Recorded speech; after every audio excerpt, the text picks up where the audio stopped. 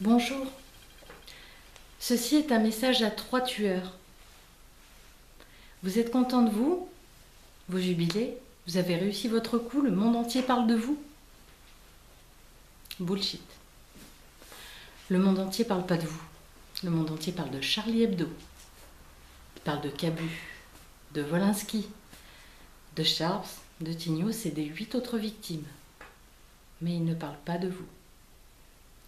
Le monde entier pleure la liberté d'expression. Il pleure sur le talent, sur le génie.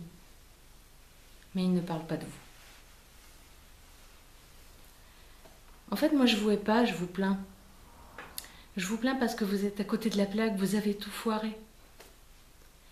Vous avez voulu tuer Charlie Hebdo? Vous l'avez fait rentrer dans la légende. Vous avez voulu tuer Cabu, Wolinski, Sharps, Tignos. Vous les avez rendus immortels.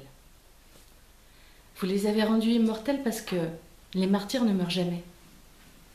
Le talent ne meurt jamais. Le génie ne meurt jamais. La preuve depuis hier, leurs noms sont les mots-clés les plus utilisés sur Google, dans le monde entier.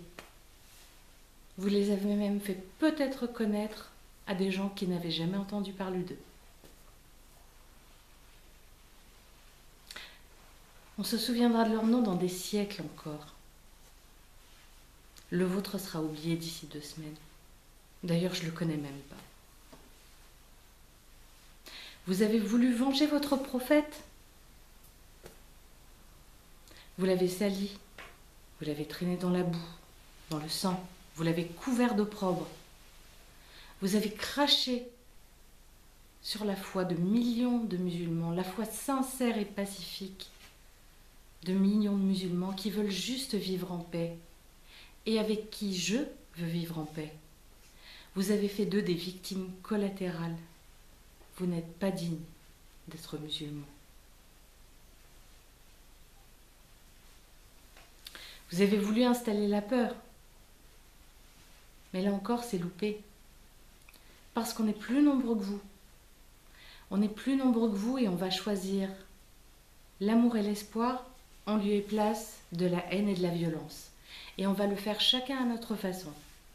Il y en a qui vont prendre la plume pour dessiner, pour écrire. Moi, je ne sais pas dessiner. Je ne sais pas non plus manier les mots. Alors, je vais faire ce que je fais de mieux. Je vais faire un délicieux gâteau à l'ananas et j'irai sonner chez ma voisine qui est de confession musulmane et je lui proposerai de le partager autour d'une tasse de café. Et puis je vais continuer à rire aussi. Je vais continuer à rire en relisant mes vieux exemplaires de Charlie Hebdo et en achetant les nouveaux qui suivront parce que Charlie Hebdo ne disparaîtra pas. Pour finir cette vidéo en riant, je voudrais vous dire un proverbe du professeur Choron.